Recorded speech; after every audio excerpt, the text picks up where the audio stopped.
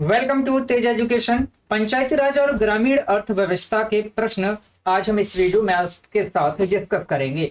वर्ष 2017 में जो पटवारी परीक्षा आयोजित हुई उसका पेपर नंबर 6 हम देखने वाले हैं। जी हाँ, 11 दिसंबर 2017 का पेपर देखेंगे। तो चलिए शुरू करता हूं, लेकिन उससे पहले मैं बता दूं, इस क्लास का पीडीएफ अगर आपको चाहिए तो आप हमारा ऐप डाउनलोड करें, जहां हमारी हर क्लास का पीडीएफ आपको दिया जाता है। साथ ही साथ क्लास के नीचे डिस्क्रिप्शन में पीडीएफ की लिंक भी दी जाती है, जहां से आप पीडीएफ डाउनलोड कर सकते हैं।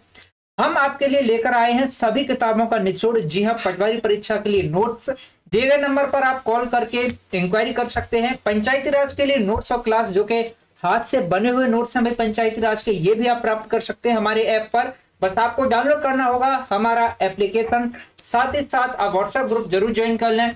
चलिए शुरू करते हैं। सबसे पहला प्रश्न है कि मध्य प्रदेश में पंचायतों की स्थापना से संबंधित कानून को समेकित और संशोधित करने वाला जो अधिनियम है भाई, वो कौन सा है? बहुत प्यारा प्रश्न बनता है। तो आप हमेशा याद रखना, मध्य प्रदेश में पंचायतों की स्थापना से संबंधित कानून को समेकित और संशोधित करने वाला जो अधिनियम है भाई, वो है मध्य प्रदेश पंचायत राज और ग्राम स्वराज अधिनियम 1993। ठीक है भाई, आगे बढ़ते हैं। चलिए प्रश्न है, उम्मीद करता हूं साथ ही साथ चीजें आपको याद होती चलेंगी।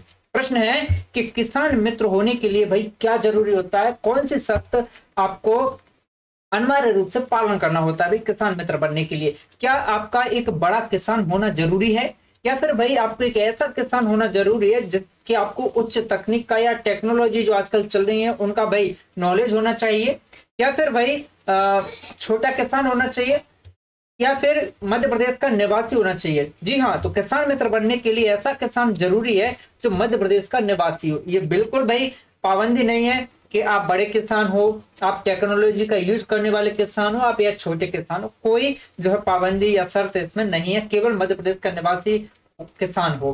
प्रश्न है, किससे जो है मुख्यमंत्री की अध्यक्षता में किया जाता है? तो हमेशा याद रखना, मुख्यमंत्री की अध्यक्षता में भाई कृषि कैबिनेट को जो है किया जाता है। और इस कृषि कैबिनेट में कौन कौन शामिल होंगे भाई?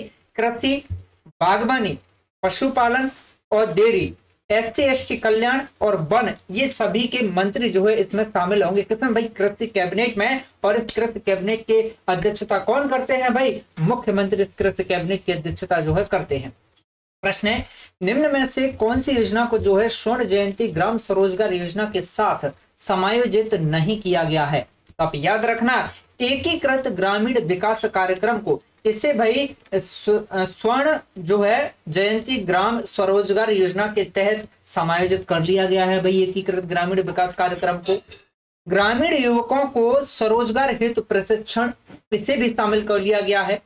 और ग्रामीण क्षेत्रों की महिला और बच्चों का विकास, इसे भी भाई शामिल कर लिया गया है। लेकिन दीनदयाल उपाध्याय ग्राम ज्योति योजना को जो है समायोजित नहीं किया गया है भाई, किसके तहत? स्वर्ण जयंती ग्राम स्वरोजगार योजना के तहत। क्लियर है भाई? चलिए प्रश्न बनता है कि दीनदयाल उपाध्याय ग्राम ज्योति योजना के अंतर्गत 100% ग्रामीण विद्युतीकरण का जो लक्ष्य है भाई प्राप्त करने के लिए कौन सी तिथि निर्धारित की गई है?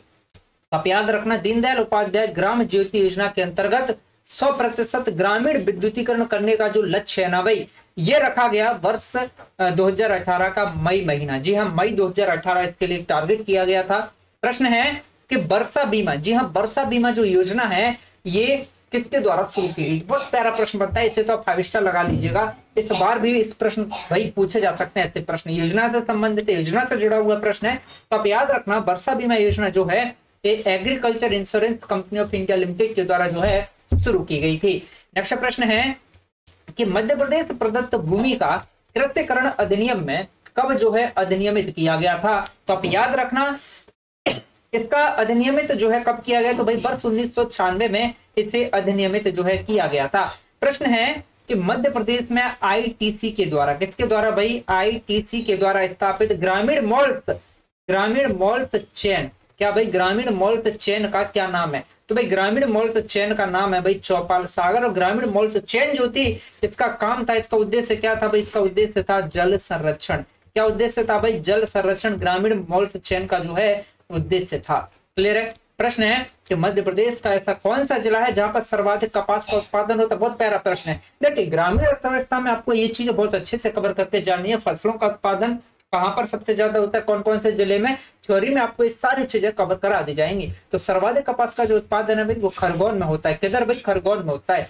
प्रश्न बनता है ऐसे किसान जिनके पास भाई बैल हैं, उन किसानों को बैलगाड़ी खरीदने के लिए कितने रुपए का अनुदान राशि भी दी जाती है। तो ऐसे किसान जिनके पास बैल है उन्हें बैलगाड़ी खरीदने के लिए जो है अनुदान राशि सरकार के द्वारा, मध्य प्रदेश सरकार के द्वारा 5,000 रुपए की भाई दी जाती है। कितनी भाई, 5,000 रुपए की अनुदान राशि दी जाती है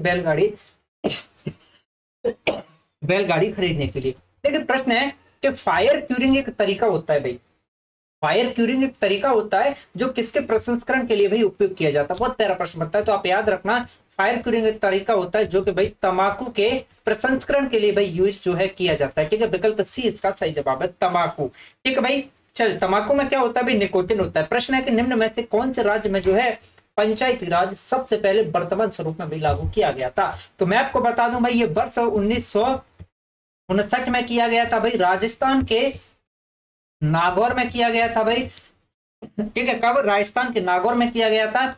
और किसके द्वारा भाई, पंडित जवाहरलाल नेहरू, पंडित जवाहरलाल नेहरू के द्वारा भाई ये किया गया था। ठीक है भाई, चलिए आगे बढ़ते हैं। प्रश्न है कि नाबार्ड का वर्तमान अध्यक्ष कौन है। देखिए वर्ष 2017 की अगर मैं बात करूं, कब भाई 2017, तो 2017-18 तो भाई हर्ष कुमार भानवाला थे। ठीक है भाई, कौन थे, हर्ष कुमार भानवाला थे। लेकिन वर्तमान में वर्ष 2022 में भाई कौन है नाबार्ड के वर्तमान अध्यक्ष, तो आप याद रखना डॉक्टर GR चिंटाला। ठीक है, आगे बढ़ते हैं। चलिए, तो वर्ष 2022 में नाबार्ड के वर्तमान अध्यक्ष डॉक्टर GR चिंटाला। प्रश्न बनता है कि 2016-17 में प्रधानमंत्री ग्राम सड़क योजना के अंतर्गत भाई रोजाना या प्रतिदिन कितने जो है सड़क जो है निर्मित होती थी। तो आप याद रखना भाई 130 किलोमीटर। कब का आंकड़ा है, 2016-17 की बात हो रही है।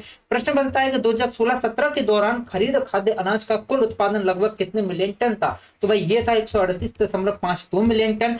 प्रश्न बनता है कि प्रधानमंत्री आवास योजना ग्रामीण अर्थात PMYG, ठीक है भाई, इसके अंतर्गत केंद्र और राज्य सरकार, किस किसके बीच भाई, केंद्र सरकार और राज्य सरकार के बीच जो सहायता की जो लागत थी भाई वो किस तरह से इन्होंने रेशियो में डिवाइड कर रखा था, केंद्र ने और राज्य में। तो आप याद रखना मैदानी क्षेत्र में तो भाई केंद्र का था 60, राज्य का था 40। ठीक है, 40%। और उत्तर पूर्वी और हिमालय राज्यों की अगर हम बात करें, उत्तर पूर्वी भारत और हिमालय राज्यों की अगर हम बात करें तो 90% केंद्र सरकार का हिस्सा और 10% राज्य सरकार का हिस्सा। ठीक है भाई, प्रश्न बनता है कि जवाहर ग्राम, जी हाँ, जवाहर ग्राम समृद्धि योजना का जो प्रारंभ है भाई वो कब किया गया। तो आप याद रखना कि जवाहर ग्राम समृद्धि योजना का जो प्रारंभ है भाई ये कब किया गया था। तो इसका सही जवाब क्या होगा भाई, वर्ष 2001 होगा। ठीक है भाई, कब किया गया, वर्ष 2001 में। प्रश्न है कि मिशन फिंगरलिंग, मिशन फिंगरलिंग भाई किसके साथ संबंधित है। बहुत प्यारा प्रश्न बन जाता है। तो आप याद रखना कि जो मिशन फिंगरलिंग है भाई ये जुड़ा हुआ है किससे भाई, मछली पालन से। मिशन फिंगरलिंग जुड़ा हुआ है, मिशन फिंगरलिंग किससे भाई, मछली पालन से।